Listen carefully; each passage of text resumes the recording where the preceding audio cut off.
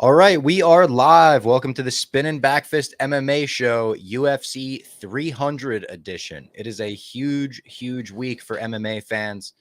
Robbie Fox, Jack Mack, Big Ev, as always, here to break down arguably the biggest card of all time. I know some people are still trying to put this card down. Now that we're here, I feel like, how can you put this card down? That's the number one thing MMA fans do that piss me off is the trying to bring down the card. And it's something that I saw back when I was a big professional wrestling fan. Yep. Even the biggest events, they would say, well, it wasn't as big as this, which was, then I'm sure there's psychological studies on it and whatnot. The nostalgic effect will always be it. But if you look at UFC 200, this is a far better card. Miesha Tate headlined it, right? She did. Well, that was due to a last minute John Jones fuck up and circumstance like that. But just top to bottom, this is a much better card than 200, 100, 217, 189.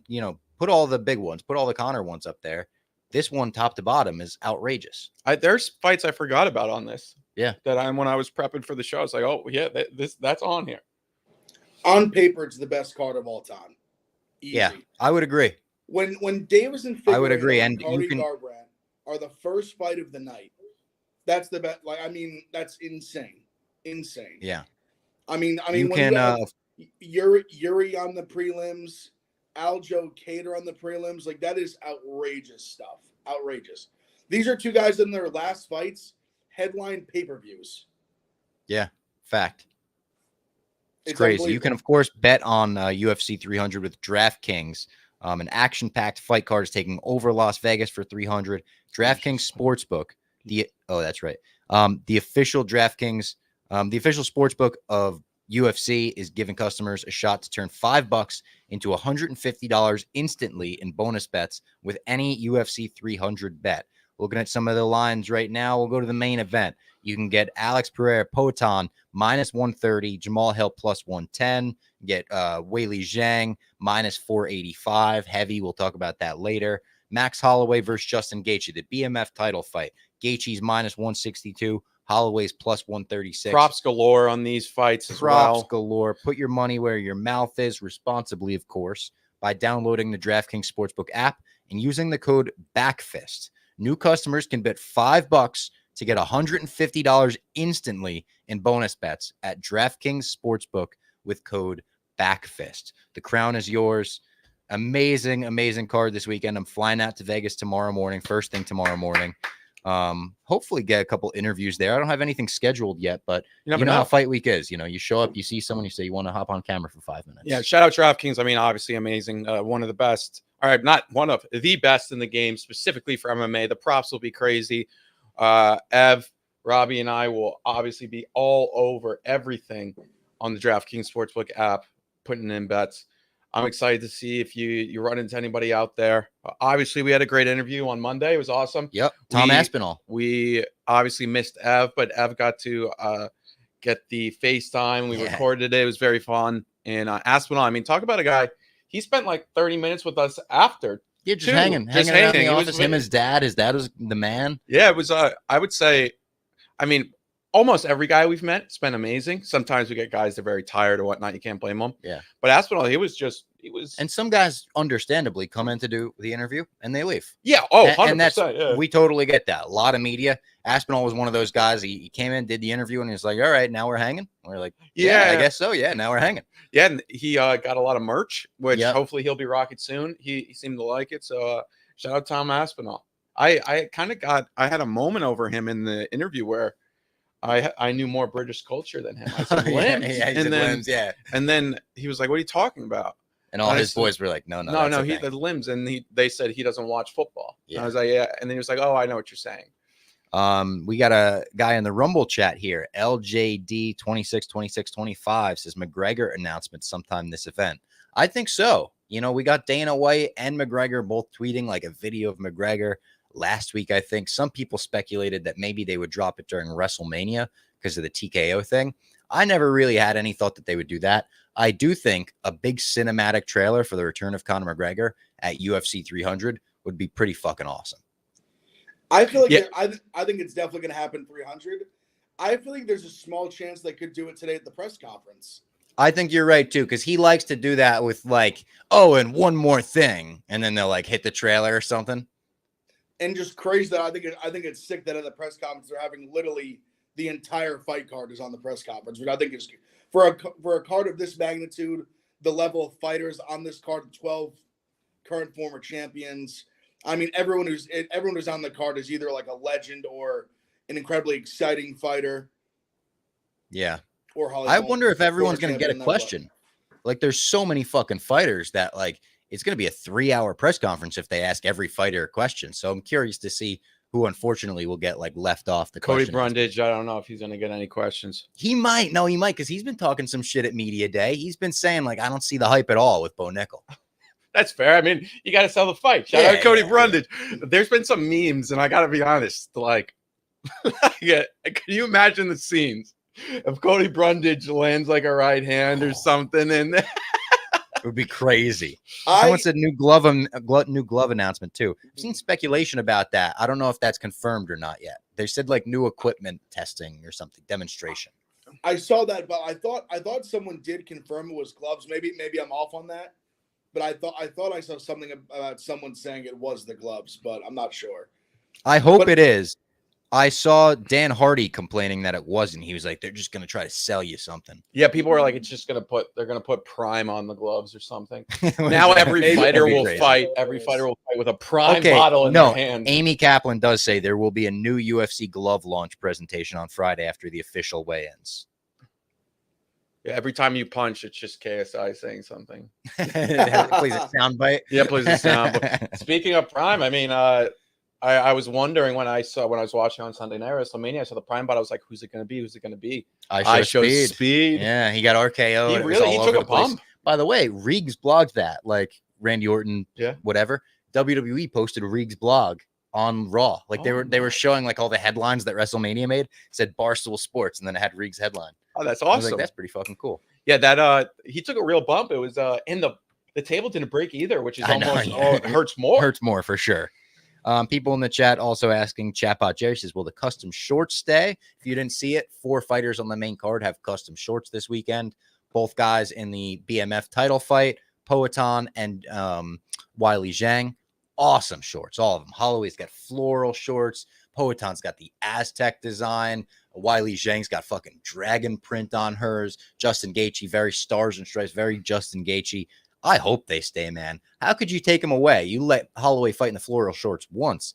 How can that not stick for the rest of his career? I think the more customization, the more shit like this, the better. I love the custom shorts. I thought some of the designs I thought were like, I like the ideas probably more than the shorts. Yeah. I just felt like they like Gaethje's, I feel like you could barely tell they're custom. It was the like for even like the Holloway shorts as a known floral guy, a Hawaiian guy myself. I didn't love the white like base for the Hawaiian. I didn't love that. Yeah. I actually got a scoop on those shorts, by the way, yesterday. I talked to Megan O'Leary. I had her on My Mom's Basement. Talked a little UFC. We talked a lot more like her career, pop culture stuff. So check that out if you want to see it. She said Holloway was given 3 hours notice. They said, hey, we got the floral shorts. You got 3 hours to send us a design. And he was like, okay, real quick, sent that. He had already been thinking about it a little bit. So she said he had something on his phone already that was sort of what he wanted. I guess he did red, white, and blue for like Hawaii colors as well. Rep Hawaii. The Aztec ones I thought were really fire too. Yeah. So my immediate reaction was, I don't like them. Oh, really? So then I thought about it though. And I was like, okay, maybe I've been programmed by the UFC to lick the boot so much of Dana White that I like the no personality, just the classic shorts. And then I thought, you know what? If the fighters like it, I don't care. I just thought Poatan looked a little weird in them. I guess I'm thought he used looked to him. Sweet. I was like, oh shit, that's cool. I guess I'm just used to him in those goals. Zhang's I thought was awesome. I'm happy if the fighters like it. I don't care. Yeah. But my first reaction was, oh, keep the same. But then I thought about it a little bit. I was like, maybe I'm just wrong. I liked PC Strickland's tweet of like, Sean, you're next, and it was the the Jort. Jort printed. That was really funny. He's, speaking of Strickland, he teamed up with or linked up with Bryce Mitchell, Thug Nasty. Linked up with Thug Nasty. Also was in headlines all week for going back and forth with the UFC. They offered him a cost to fight. He kind of said to them, like, not enough money, essentially. You offered me this much to fight on short notice or whatever. And now he says everything's all good. He's like, all right, let's do it, Costa. He said he's met with UFC and has decided he doesn't want to be rich. Yeah, he just wants to support a family. And he said they were cool about that. Like it's every day with this guy. Every day, whatever. He's gonna throw over the government with Bryce Mitchell. Johnny Eblin quote tweeted and said, "I'll be there. I'll help you guys out." Oh boy. What a like hit squad. Hell of a hit squad. Yeah. Well, I'll be there no matter what. Yeah. Did they say that fight was supposed to be 302? I think so for Newark. Yeah. Newark, that'd be awesome. That's a great co-main event. Wait, Sean's on Newark? That's supposed to be. That's what they're saying. Yeah. He's got to no come matter in. what, Jack. He has to come. I don't know. He might be anti-Barstool. No. He's coming in. He says he likes Barstool. Good Republican True, people. good Republican people. That's what he said about us. Yeah. We had some people in the chat. Here we go in the Rumble chat. Master MMA said UFC 302 seat Rex. Like, what's the best seats to get? If you can get anywhere on the lower bowl, I always recommend to people, like, there's not really like a bad section because UFC's 360, because you're not getting every view will be slightly obstructed by the octagon, by the padding, whatever. If you're lower bowl, I think you'll make it out okay. I would avoid being on the floor if you're not really close. I agree with that. Those are the only seats. Even upper deck, like, you can see the whole octagon. You'll be fine. Yeah, and I would just make sure to look at the arena and make sure there's no obstructions because when we were in Newark, there was like a impromptu, I think, for the cameras. There was like a pole right in the middle. Luckily, Ev and I were able to separate so we could kind of avoid it. Yeah. But any arena, just check those out. Make sure there's no obstructions. Most seats will be good for UFC, though. Like, I wouldn't say the same for WWE. Like, WWE, there's a lot of opportunity for obstructed views, the stage, stuff like that. UFC, you don't have to worry about that as much. I'm a big advocate. I've sat in these type of seats twice now, and I thought the view both times was incredible. Or maybe three, actually. I'm a massive advocate for second level first row in the middle. Yeah. If you can get that, I had that for Sugar Aljo. I had that for John Jones Gone. I think I had it for the Kamaru Covington too, and it is fucking immaculate because you're at that perfect where if you can get second level first row, like towards the middle of the cage, just like right where the cage is, you just have such a perfect like bird's eye view of the cage. It's like because you can, what you said, Bob, how like the cage obstructs it. You're perfectly, like, you can see perfectly in the cage, like just right over top. It's over the top. It's great. It's really, really good. I honestly prefer that over most low. I've sat in the lower bowl a few times. I probably, like me and Jack for Newark last year, we were lower bowl. Yep. Those seats were good. I probably prefer the second level first row than the lower bowl. There you go. The chat says we call that elevated front row, Ev. There we go. I like that. I agree. That's good. All right. Before we get into the actual UFC 300 card, also want to shout out New Amsterdam. You see it here on the table. It's the official vodka of Barstool Sports and has been for a while because they are born from an uncompromising passion for great vodka. While making great vodka is their passion, they're most inspired by those who stay true to who they are and share an unbridled passion for everything they do, from pursuing their dreams to celebrating with friends to having an epic night out. This Saturday, it's going to be an epic night out in Las Vegas. We've got a UFC watch party going on as well. Yes, if you're in the New York City area, Sucker Punch. The fights will obviously be on. Evan and Robbie are out of town. I'll be there with some other Barstool people. Sucker Punch, it's on, I think, like 30th, 34th. Not too far from here. 3rd. Yeah, it's very close. They show the fights all the time, so it's a nice atmosphere. There won't be casuals there. But no casuals allowed. No casuals allowed. But if you are a casual, come allowed. through, and then for sure, we it's sponsored by New Amsterdam, so we want to be there. We want you to be there, and it's going to be fun. Yeah, go watch the Saturday fights with night. the boys. Yep. Find your wins with New Amsterdam Vodka. You could show up, see Jack, and be like, "What should I bet on for this upcoming fight?" Yeah, we'll He'll be give there. you a pick, and we'll be riding the same pause, riding the same in the same arena, in the same room. There you go. All right, let's get into this card because, as we've mentioned, top to bottom, this thing is insane. We're going to have a lot of thoughts on every one of these fights. Starting off with a battle of two former champions, Davison Figueiredo versus Cody Garbrandt. A fight that when Cody called for it, all of us were like, what is this guy thinking? I know he's feeling himself off the knockout, feeling hot, feeling like the old Cody's back. He's a plus 250 underdog here, not a fade. He's a plus 250 underdog. I think it should be even wider, to be honest. Figueiredo's minus 310. I don't think there's a chance in hell Cody Garbrandt wins this fight. I think he's getting knocked out in the first round. Yeah. I think the number on Cody entices me more than Davison. Just because entices you enough to even put a sprinkle on it, though. Like, do you have? I don't any think faith? I'm going to bet it. I don't have faith in him because I do see what you're saying. He kind of gets flatlined, but totally against he still has skills. But the issue is that chin. And could he get the wrestling going? Probably not, because I mean, who have we seen Davison really go up against that has the? Because I'm trying to find a way to convince myself to bet Cody Garbrandt, but I can't, as you can see. Physically, I can't do it. Ev? Yeah, I did what Jack Mack did. I did that like this week. I've been trying to and I just can't find it. So I'm on Figueiredo by knockout plus 175. There you go. Because it's one of those things you can, even if you see Garbrandt winning some minutes and stuff like that, he just when the chin goes, it goes.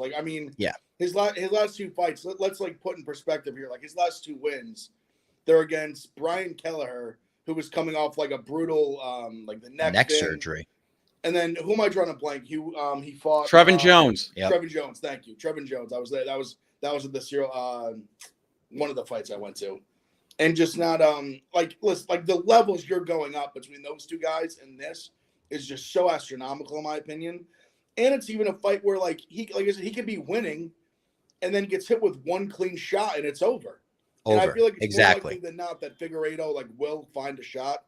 I mean, even granted it was at 125, and I know the weight cut was bad for him. I mean, Kai Kara France was just murdering him.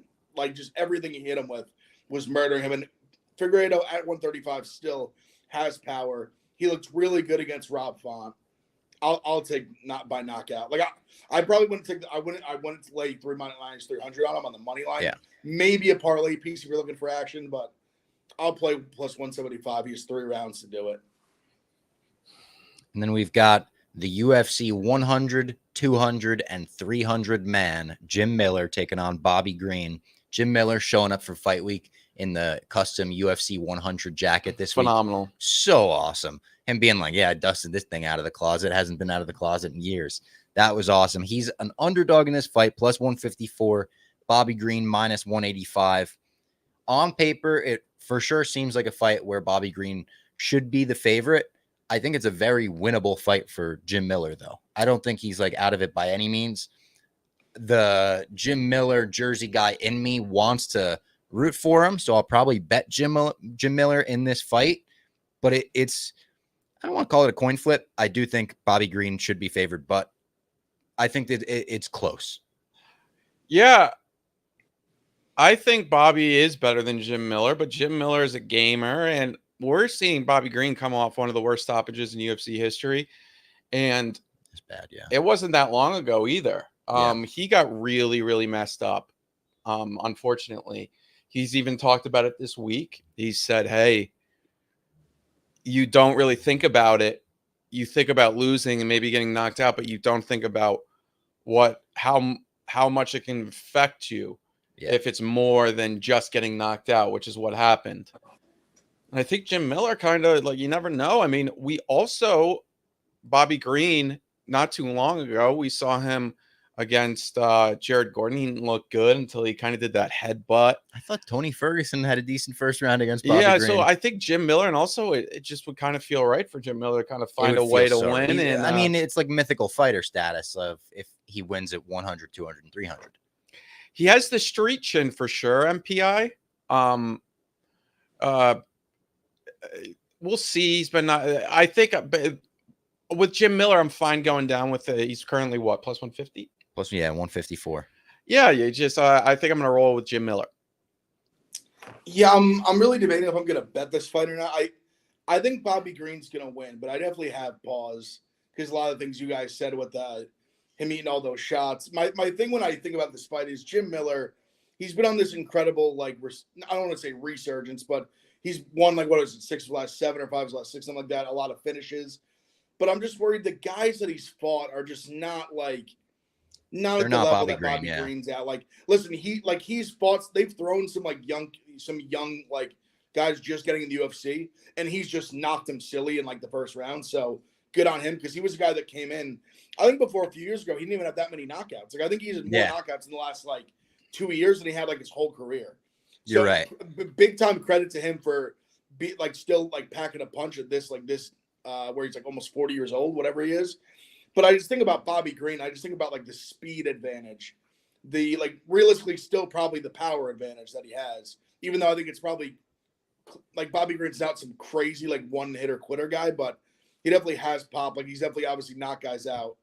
I think Bobby Green's gonna win, but I'm not like super confident in it. If I had to bet it, I'd maybe a sprinkle on Bobby plus by knockouts plus like 250. But I'll pick Bobby to win, but not like crazy confident. Because do you think Jim Miller can get grappling going at all? I mean, I think that's part of his win equity. I mean, I think I could see him winning a decision. Yeah. The only thing is like a striking match. You're right. Bobby has the advantage there, and I'm also thinking is Jim Miller going into this fight going, I'm going to put on a fucking show for the fans. It's 300 and he's going to want to stand and trade with him the whole fight. I don't know. Yeah, because Bobby Green, as much as he doesn't do it in the UFC and really has never, he was a wrestler. Like he has some like foundation. It's not like he's just like a striker with no wrestling background at all. So yeah, I think Bobby Green's gonna win. I think it's just one of those things where it's kind of similar to like Garbrandt. Like he's going up such a higher level in this fight than he has his last few. And Bobby Green's been fighting guys like Jalen Turner and all these guys, like just like highly ranked guys. So I mean, I'll go Bobby. I still hold my breath every time Bobby Green gets in the cage and does that like jumping somersault front flip thing. Every time, like, oh, he's gonna break his neck. Speaking of casuals, people were so mad at you that one time you tweeted that out, and they're like, "How dare you not know this?" They were very upset. They're like, "Is this the first time you've watched Bobby Green?" I might tweet it out again on Saturday. Yeah, you should do it. Yeah. Has anyone seen Bobby Green do this before? That's crazy. Like his neck, protect the neck. Jessica Andrade versus Marina Rodriguez, a fight that I feel like people complained about when it was added. I might have even been one of the people that were like, it's not an oh fuck fight, but it is a great fight on the card. Jessica Andrade minus 135, Marina Rodriguez plus 114. Probably M on Andrade here. But this one's a coin flip. I didn't call the last one a coin flip. I would call this one a coin flip. I feel like this could be a pick 'em, and I wouldn't be surprised by it. I'm all over Andrade here. I really like her. Marina's shown that her takedown defense isn't great, and I think Jessica has had that weird stretch there where it was kind of like, does she care anymore? But then, I mean, what she did to Dern, and she's kind of like rebounded. I think she's got to get that divorce money, right? Yeah, and I think she's kind of she's always been very talented. It was always more of a question of, does she care, or is she just trying to get through her contract? I think she's kind of had a resurgence here, and I think she could get a finish here, an impressive one, and even get a bonus and continue to get that money. She's fighting for it through a divorce. She's hitting harder, as we saw, and I like Jessica here a lot. I think I'll have a 2-unit play on her. Oh wow, yeah, and I think as Jesse Adams said, this class is perfect for her too. I agree. Marina's not bad. It's just like if you can take her down, we've seen so many times that it's just. Bro, this is a good point from Mitt Romney. Andrade fought 5 times last year. And a lot of 5 fights in a year is nuts. A lot of people were thinking, are you just trying to get through that contract to get more money? Maybe. Because you remember she got that big contract before she fought Rose? No, or after she fought Rose. Blanchfield. Yes. On like 2 You're right. like 5 days notice. And then she kind of just like got dominated. Then she got dominated again and again and again. But then, I mean, she's kind of she's had a little bit of resurgence, and I'm looking at her and I think she can get it going. And I've always liked Jessica. And I think she's back in. So yeah. I agree. I love Andrade. No, Jack said it all. Like Andrade. Definitely picking her to win. Definitely will be betting her. All right. Then we move on to Jalen Turner versus Renato Moicano. Money Moicano. Moicano wants money, and he's on UFC 300, so he's going to be getting the money. He is an underdog here. Jalen Turner minus 238. Moicano plus 195. I'll start with you on this one, Ev, because I feel like you are such a Moicano guy. Are you enough of a Moicano guy to bet him plus 195 this weekend? I'm torn here because I do love Moicano, but I don't think this is a great matchup for him. Is my concern. I think the length, the size could potentially be a problem.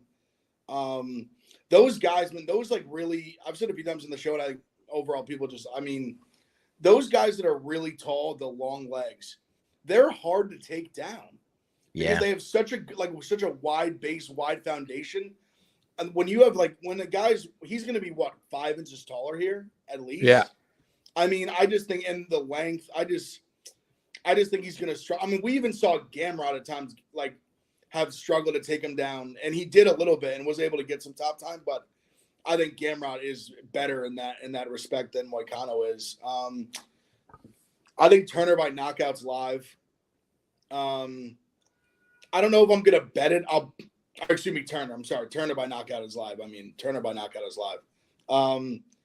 I'm picking Turner, even though I love Moicano. I'm going with my head over my heart.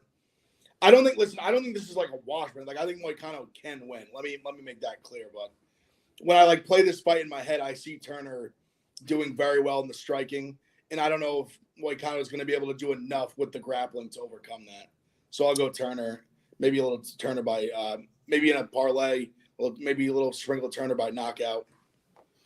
Yeah, I kind of look at how Turner handled Gamrot in a fight that you could have even argued he won, I've said, and he hurt I think I see him here just kind of taking care of business, and I do like him by KO. It's not a great number, so I don't know. But I do think Jalen takes care of business. He's just a really, really great fighter. I can't knock him. His losses are even great. And I think this is and I think the UFC knows what they're doing here, putting Jalen here, because there's a shot Moicano gets the back, even chokes him out, but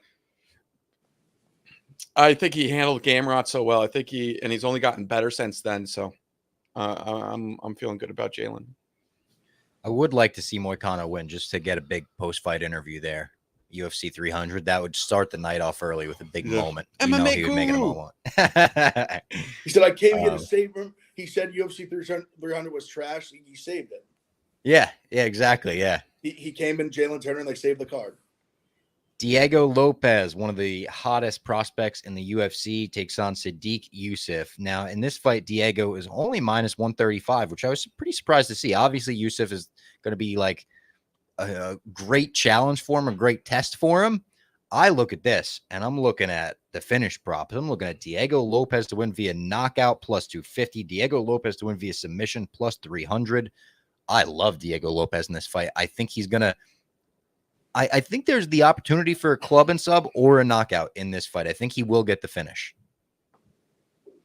This is my guy. So Diego Lopez, so the wheels fall off. I loved. This is what I actually. Or the other day I was doing this. I was thinking of this fight, and I literally sat there and just started making a list of who I consider my guys. Oh yeah, you're just making a list. Yeah, I made a list. It was, and these are guys not like for example, I said Charles, one of my favorite fighters. Now I'm talking guys who I feel like I bought stock in early. I consider my guys. Okay. So my official list was him, Michael Morales, Brian Battle, Danny Barlow, who's a recent one, Gelton Almeida, Delete. Knew he would be on it, and Tom Aspinall. That's my list. And I guess I'll say Jamal Hill sort of too. I'll say Jamal sort of as well. Dude, you cracked me up on FaceTime with Aspinall when you're like, I fucking called it. Tybura in one. He was even like, wait, what? Oh yeah. I forgot that. He's like, I did knock him out in one. That's right. Yeah. I think it was so easy, he forgot about it. Yeah, they pretty much. Made that fight. But Diego Lopez is going to win this fight. I love Diego Lopez. I also think he has the gas tank. I think he's just more well-rounded. Diego Lopez, money line. Were you surprised by him just being minus 135? I feel like you're getting a great price on him. Sadiq's really good, man. He's really good. I mean, he's ranked. He's fought a lot of good guys. I mean, he almost knocked out Barbosa in one and then just gassed. But I'm not crazy surprised, I guess. No, I thought they'd give Sadiq some respect. But yeah, I love Diego here. I like Sadiq a lot here. Actually. Oh, you like him in this fight? Yeah, I think. I don't really know. So Lopez's jiu-jitsu is unbelievable, as we know. But here's the thing. I mean, in his UFC, here's the thing, guys. But in his UFC career, he's only attempted one takedown. He doesn't really take guys down.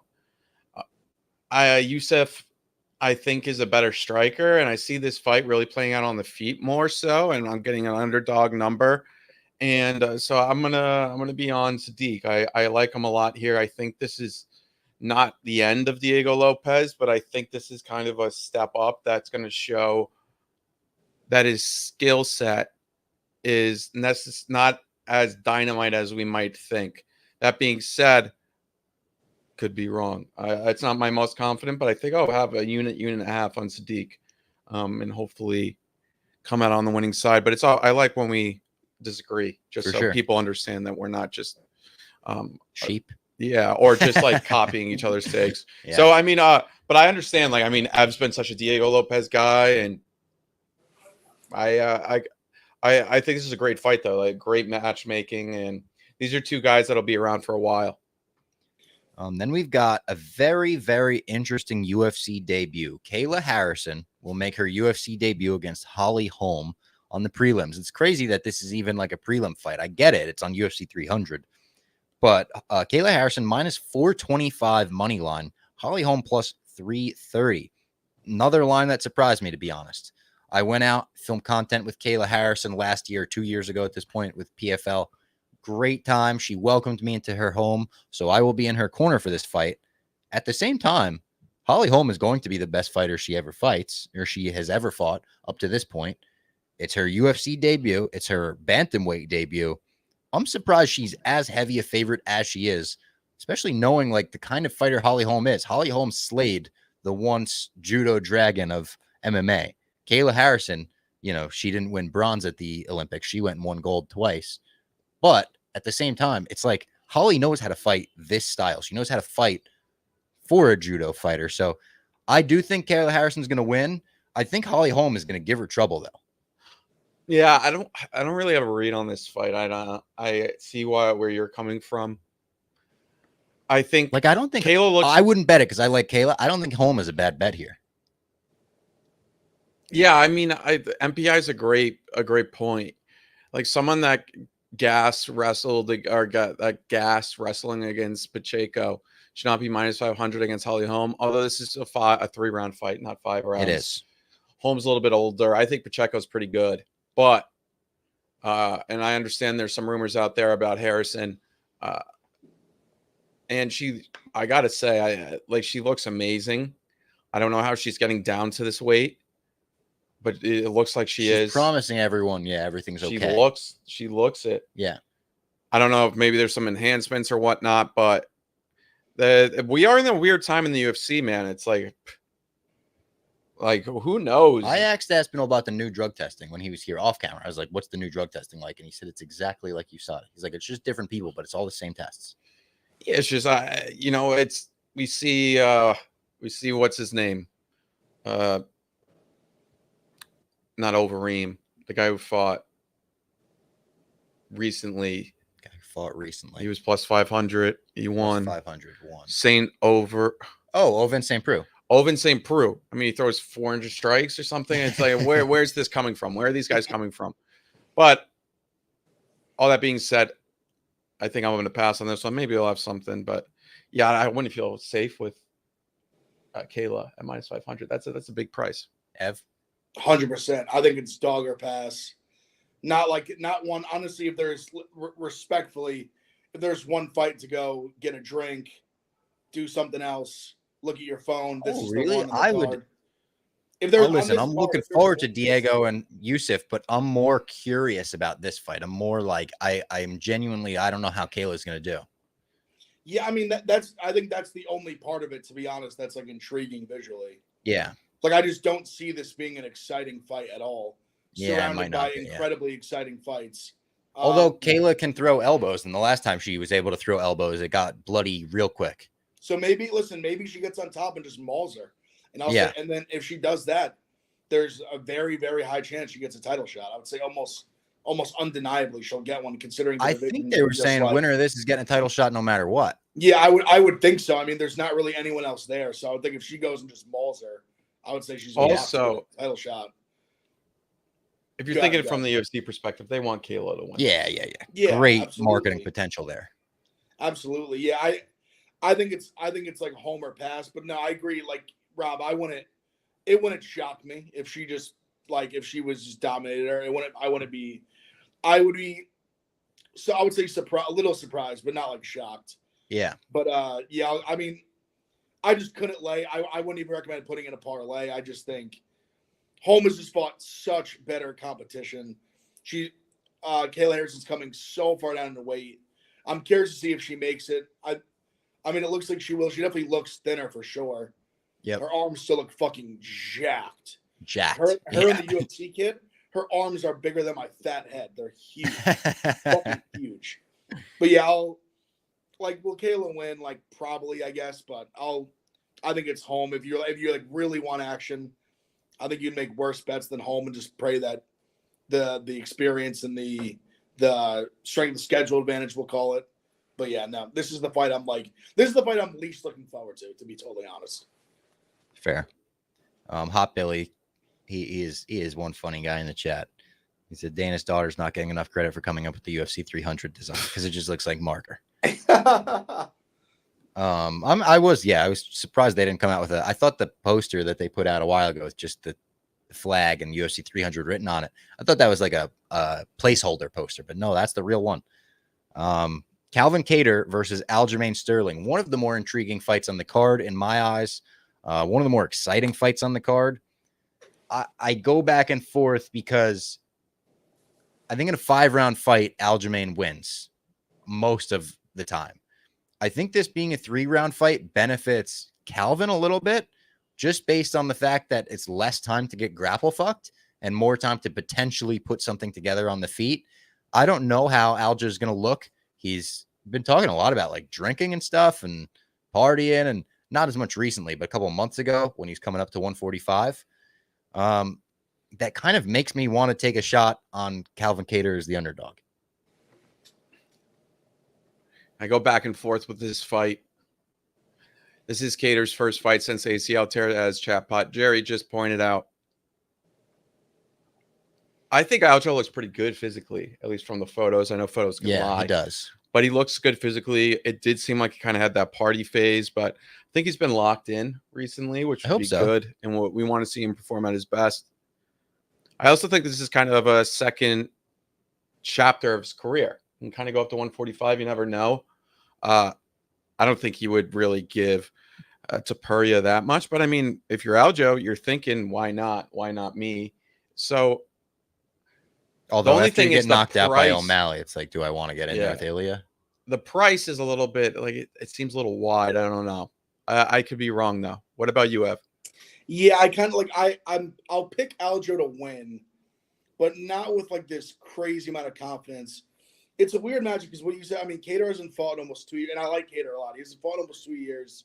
Aljo's obviously moving up in weight. I mean, I think the size is not going to be a problem. He was a huge 135er. 145 is probably more like his natural weight. And he looks big. I mean, also with Kattar, I think it's hard to handicap this fight because Kattar hasn't fought a real, a grappler's grappler like Aljo is. A true, he's going to go for double leg. He's going to try to take back takes, takedowns, the whole nine. So submissions. I'm picking Aljo to win. I kind of agree with Jack Mike's point where if this was under minus 150, I probably would have been I'm all over Aljo. He's minus 175 now. It's a little rich for my taste here, but I'll pick Aljo to win. I might end up betting him. It's just tough. It's just a weird. There's so many variables. It's just a weird fight to try to I'm very curious what's gonna happen. But yeah, I'll pick Aljo. You do this next fight. I'm gonna piss my pants and I'll be right back. Okay, perfect. All right. Next up, we are on to the prelims main event. Yuri Prohaska against Alexander Rakic. Prohaska is -105. Rakic is -115. There's a lot of love in the market for Alexander Rakic. I'm a little bit surprised. I think Yuri, I mean, this is a guy that was just even money against Poton, if I remember correctly. Yeah, pretty much. Yeah. And now Alexander Rakic is coming off an injury. We haven't seen him a lot. 2 years. 2 years. Yuri's somebody that, I mean, I know he got knocked out, but let's be honest. The knockout was not Poton's knocked out some guys much worse than that. There was even some argument that it was an early stoppage, and so that, in my opinion, benefits him. I know that was November, but still, it's been 5 months or so. So he's had some time, and obviously Yuri coming off his injury, he wants to get back in there, and I kind of like Prohaska here, and maybe the only thing is with him at -105, me taking him there, I kind of feel like a sucker. I don't know why. Where are you at on this fight, Ev? See, Jack, this is one me and you are very similar mindsets here. I kind of agree. It almost feels like I'm like, why? Like, why is it a pick 'em? Yeah, it doesn't make sense to me. Because you're both on Yuri? Yeah, we both like Yuri. No, you literally took the words out of my mouth. I was saying like when I had it all on the DraftKings Sportsbook. I just had all the things highlighted in my bets, which is like the picks I'm gonna make. Yeah, that I have, and like I was in there looking at it, I was looking at it, and I'm like looking at just breaking it down, everything, looking at some other stuff, and I'm like, I love Yuri here, but I feel like a sucker just being like, oh, like I love Yuri. Like it feels like a very like, oh, like he was the champ, he's gonna win this fight. These guys have fought 2 years, like very just like kind of like simpleton, if you will, mindset. But it's fair at the same time. And I just think a guy who hasn't fought in 2 years. I don't know, how do you feel about this fight? Like, do you see someone getting knocked out here? Like the thing I was a little bit intrigued by. Even it's tough because Yuri is such a wild man that's. I was thinking this is knockout. Yeah. Over 2.5, I was like, it's plus 124. I was debating it, but Yuri just fights so crazy, and Yuri's very hittable. Like Glover had him on skates numerous times. I mean, numerous. Poton, yeah. And Poton obviously hurt him bad. Like you said, Glover had him on skates. A lot.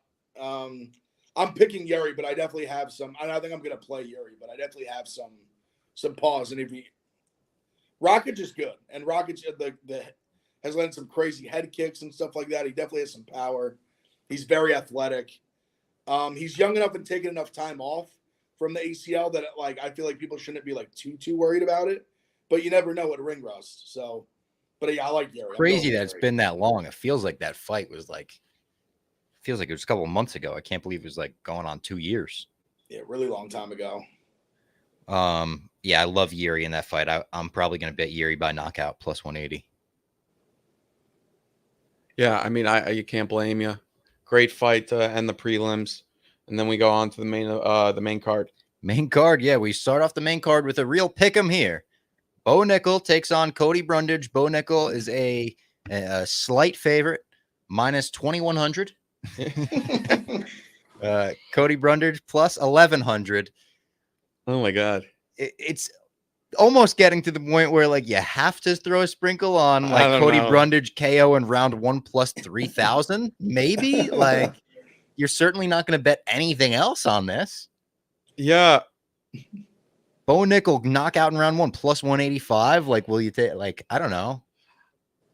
I think the bet here, what's the KO just overall? Bo KO is plus 140. All right, that's a good bet. I would assume that's like, if anything, because he knows and he saw the reaction of getting the knockout on Val Woodburn. Yeah. And he said, I have hands. The KO is what would obviously everyone knows he can just big take pop, kick off big the main pop. card like that. Yeah. And maybe he just has this dominant position on him on top, and then he just starts pouring it. Pouring it. Yeah, he's minus 125 via submission.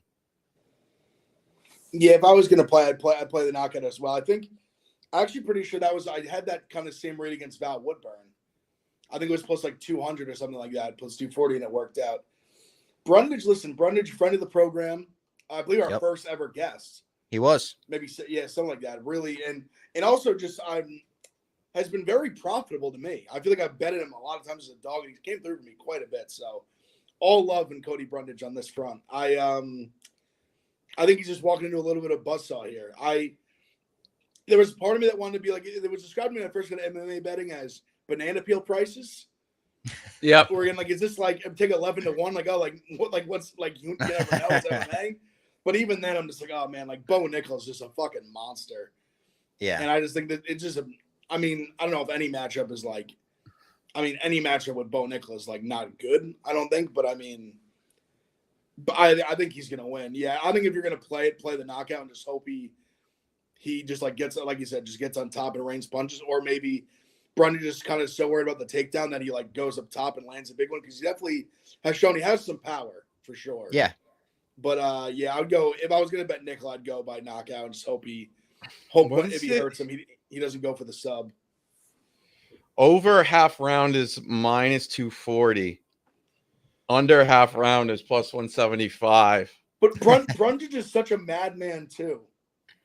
That maybe on under half round is like the best way to go about it. I don't hate that. Just that's kind of an exciting bet to make. So Brundage will go in there and go for broke. I wouldn't be Yeah. surprised if. Now here's the thing: I'd love to talk to him and be like, "Bro, what's your game plan?" Whoa, no, listen, I don't know if Hot Billy's getting me here. I bet Hot Billy's getting me. Bob, did you know Bo's uncle is Prince Albert from WWE Attitude Era? I don't know if that's true. He has to be making that. That's I'm not gonna get got. Hilarious lie to make up. Yeah. Ev, I'll start with you on this one as well, because I heard you talking about it a little bit on the Unnamed show before when they brought you on for some lines. Arman Sarukian versus Charles Oliveira. Oliveira is plus 180. It's kind of crazy to see, the champ has a name, and his name is Charles Oliveira. It's crazy to see him plus 180. The champ has a belt, brother. Nah, chill. The champ has a belt, brother. You are on Oliveira in this, right? Who gets bigger pop, brother? Bigger pop. No. This guy can't speak English. He can't speak English. He does now. Vancouver. MPI saying Sarukian biggest play of his career. I think we get a motivated Charles here. I'm riding with Charles. Sarukian in a play that I actually really like for like a small play. Give me a little bit of Charles by knockout plus 700. Ooh. Give me like Sarukian. We saw he fought that guy. Was it Joaquim Silva's his name? And he had him hurt. Like I think Sarukian is hittable. Listen, like could Sarukian win? Absolutely, he's fucking phenomenal. But Charles, listen, you asked Justin Gaethje. He said, "Who hits the hardest ever been hit?" He says Charles Oliveira. Yep. Knockout, left hooks to Chandler, had him out cold. Gaethje had him literally had him dead. This guy is for real. I love watching Charles Oliveira fight. He's gonna go for it. That's why part of me with betting the money line wants almost just bet finish, because I feel like if he's gonna win, I feel like there's a very high chance it's a finish. He's the greatest finisher in UFC history. This is crazy, MPI. That's crazy. That's crazy talk. Fraud run? You're throwing the F word around? Fraud? This man ran through Chandler, Gaethje, Poirier, Dariush. Say what you want. This man finished all of them inside 2.5 rounds. That's not a fraud. No. That dude is the real fucking deal. And I think he absolutely can win this fight. Do not let a bad performance against Islam make you feel differently about this man. He's an incredible fighter. Could he lose this fight? Sure. Give me plus 180. What is this chat doing to us today? Does the chat hate Charles Oliveira? No. Ian Gary came to train with Charles. Charles did not train with Ian. Ian Gary got on a plane and flew to Brazil to get some of that. Are these your burners in the chat? No. I've been so wrong about Charles. Well, actually, I was on him against Poirier and whatnot. So I was on him against Chandler. I love Charles. You guys are obviously bigger fans of him than I am. I don't know what I'm going to bet here. Something tells me Arman round 2, round 3 looks pretty good, but we'll see. It'll be interesting. It'll be such a great fight. It's could headline a pay-per-view. But yeah, I mean, that's a great breakdown there. I mean, Charles trains with Ian Gary. I wouldn't call that a great breakdown. Ian Gary, great breakdown from Chatbot Jerry. WW's in the chat for Chatbot Jerry. That's disgusting. He takes in the kindness of his heart, takes in a man in need, comes to him and says, "I need your help." Like he's a refugee. He was. Says, he was a refugee. Everyone in America hates me because I'm a cuck. Charles says, "Oh, now we're just shitting on everybody." just Ian Gary a little bit, playing fun. Appreciate Ian Gary. We interviewed a good guy, but good listen, guy, good guy. I just think at the price, I'll take a shot at Charles at this price against basically anybody, I will always as well. Anybody in the division. Yes. BMF title on the line. Justin Gaethje defends against Max Holloway, coming up to 155 yet again. Gaethje is the favorite, minus 162. Holloway plus 136. I'm a huge Holloway guy, huge Holloway fan. I'm worried about him going back up to 155. I didn't think he looked very good at 155 the first time against Poirier, and I'm afraid that the fight will look very similar to that fight against Poirier. I feel like Justin Gaethje is going to bring a lot of the same tools that Poirier brought in that fight. Combine that with the Gaethje leg kicks. It does worry me. I won't bet it just because I love Max so much, but nothing on this card in any fight would make me as happy as Holloway putting up like a dominant performance where he's screaming in Gaethje's face, "I'm the best boxer in the UFC." Like, that's what I really want to see. Do I think it's going to happen, though? No, I don't. I think Gaethje's going to win this fight. I feel like there's been a lot of betting love for Holloway. The lines came down quite a bit. Yeah. I mean, he does look big, too. I will say, like, last time when he went up to 155, it was much shorter notice. This time, he does look like he's trying to, like, bulk himself up to 155. Also crazy, in that Poirier fight, he was minus, like, 220. I know. Crazy. Bob, I generally agree with you. I kind of just feel weird because I think Holloway is going to do better than people expect. Like, I don't know if it's going to look exactly the same. Like, I think he's going to be competitive, but I don't know if he's going to win. And that's more that's kind of the dilemma I'm having. Yeah. But the line has already kind of came back. Like, if he was like still plus 180, I think it'd be worth the stab at it. Plus 136, I'm not sure anymore. I think Gaethje wins too. Like, I think he does get it done. But I do think Holloway will put on a better showing than he did against Poirier, and I think he'll just do better than maybe the general public or MMA fans think he will do. Like, I don't think so. Like, I'm seeing some people think he's going to walk in there and just get like dog walked, and I personally don't think that's going to be the case. But I think Gaethje does win. I think Gaethje wins a close fight. Yeah, a lot of people are talking about Holloway's chin, whatnot, and maybe this is the time it goes. Kind of looking at this fight from a perspective of like what's most likely. It's going to be a striking match. Yep. And if it's a striking match, Holloway's never been knocked out. He's going up in weight, not down in weight. Seems like if you think about it, it will really be a 50-50 fight, maybe 55-45. And at that price and whatnot, I'd rather have Holloway. I think he could definitely win a decision. It's 3 rounds, right? Oh, no, 5. No, 5 rounds. All right. But I got to say, Gaethje's not a gasser, but, we know Holloway goes 5 rounds. Oh, yeah. And so I'm going to definitely roll with Holloway, thinking a great fight. And Holloway, he looks locked in. I think this is a nice price for him. So I'm going to definitely be on Max Holloway. Blessed season. I will say if it gets into the 4th or 5th rounds, like Jesse Adams is saying, what Max may take over. And then also somebody said in the chat, made me laugh. Gaethje's going to get distracted by the floral shorts, which it could like he just like gets lost, gets head. Just like yeah. Yeah, I'm still holding a little bit of a grudge against Gaethje for him coming after David Barstool. There's still part of me that's like, yeah, fuck that guy. I do have to slide out of here now. I pushed a rough and rowdy shoot like 30 minutes, so they're waiting on me. I got Zhang, and I'm taking Jamal Hill in the main event with Ev, but I'm going to let you guys break down the final 2 fights without me. If you see me in Las Vegas this weekend, tomorrow or Saturday, come say what's up. Shout out Hot Billy. That's the secret code, come up to me and say, I'm a friend of Hot Billy's. 100%. All right. All right, next up, Weili Zhang. This is a pretty simple bet for me.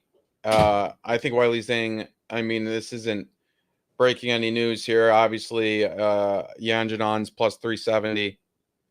Zhang Weili is minus 485.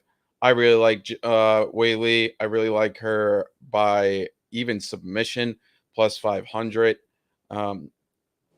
And also for her to win by finish is minus 110. That almost seems too good to be too good to be true. I think she just goes in there and legitimately just dominates Yan Jinan, especially with the takedowns. And if she finds those positions on top, I think she'll be able to find a submission kind of like she did against Carla. Nothing against Yan Jinan. Weili Zhang's just, I mean, she's just unbelievable. She's really, really good. And I think she has a chance to really go down as one of the greatest female fighters in the history of the sport if she continues this. I agree 100%. I literally sent it to my boys like a few hours ago because I said, I've told you, Jack, I'm going to a bachelor party this weekend. I see one of my best friends. He's a big UFC fan. His brothers as well. We got a table at the DraftKings Sportsbook, going to be watching 300. The Weili by sub is my favorite prop on this card. Yeah. Plus 500, considering odds, everything you just said. Yan, the striking could be even, but I mean, Weili is a very smart fighter. She has such an advantage on the ground. She might even have one probably on the feet, but on the ground, I think she has a massive advantage. Massive. I think she takes her down and literally has her way with her. I think my biggest bet on the card will probably be Weili by finish, but I will definitely have action on Weili by sub. That's my favorite prop. I just think I think there's a chance she can put her on the ground and just mauls her. I wouldn't be shocked if she did it in the first round or two. I love Zhang here by finish and by sub. Minus 110 and plus 500. Love it. Couldn't agree more. Weili, she's just, I think she just really dominates, like you said. Just to reiterate, so let's move on to the main event. I think we're going to be aligned here. We've been talking about it for a while. I do have my concerns, but it is Jamal Hill against Alex Poatan Pereira. Hell of a fight. Phenomenal matchmaking. It's going to be a war.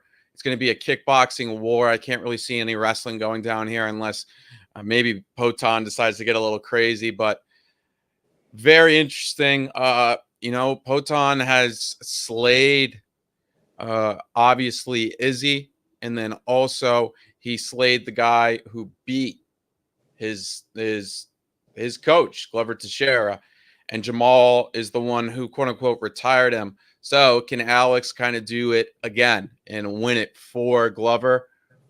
I think this is going to be a striking match. And I think Jamal Hill, with a phenomenal chin, a guy that's ate some huge shots against the likes of Thiago Santos, is going to find a way to stay alive. And then also he puts more volume out there. The only thing is, there is this chance that Poatan just finds that right hook, that left hook right on the chin. But I also think there's a shot that that Jamal does it too. So I'm definitely going to be on Jamal Hill. What about you, F? Love Jamal here. I think there's a narrative going on right now from a lot of people that Poatan just needs to show up and he's going to win this fight. And when I say that, I'm not saying by any means that Poatan's not training hard. I think he's training his balls off. I think he's coming ready to go. I'm just saying the perspective from it seems like the general MMA community, UFC fans are like Jamal is acting like they're not giving Jamal Hill respect is basically what I'm trying to say. They're acting like Poatan's just going to walk in there and just knock him out and going to make it look easy. And Jamal Hill's just going to go back to being mad on Twitter. I think he has receipts. And I think there's going to be a lot of tweets deleted on Saturday night when Jamal Hill knocks out Poatan. Not wins, knocks him silly. Poatan is hittable. One thing he is hittable. He's been clipped many of times. I don't think people realize how good Jamal Hill is for a variety of reasons. This is to me like a coin flip fight.